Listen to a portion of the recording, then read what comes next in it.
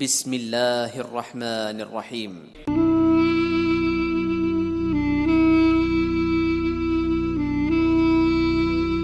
سالم نے حضرت عبداللہ بن عمر رضی اللہ تعالیٰ عنہما سے روایت کی کہ رسول اللہ صلی اللہ علیہ وسلم نے فرمایا، میت کو زندہ کے رونے سے عذاب دیا جاتا ہے۔ صحیح مسلم حدیث نمبر 2152۔ رسول اللہ صلی اللہ علیہ وسلم ابو سلمہ رضی اللہ تعالیٰ عنہ کے پاس تشریف لائے۔ اس وقت ان کی آنکھیں کھلی ہوئی تھیں تو آپ نے انہیں بند کر دیا، پھر فرمایا، جب روح قبض کی جاتی ہے تو نظر اس کا پیچھا کرتی ہے۔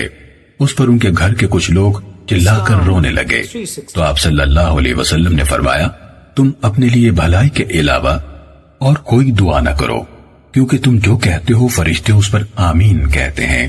پھر آپ صلی اللہ علیہ وسلم نے فرمایا، اے اللہ، ابو سلمہ رضی اللہ تعالیٰ عنہ کی مغفرت فرما، ہدایت یافتہ لوگوں میں اس کے درجات بلند فرما، اور اس کے پیچھے رہ جانے والوں میں تو اس کا جانشین بن، اور اے جہانوں کے پالنے والے، ہمیں اور اس کو بخش دے، اور اس کے لیے اس کی قبر میں کشادگی عطا فرما، اور اس کے لیے اس قبر میں روشنی کر دے۔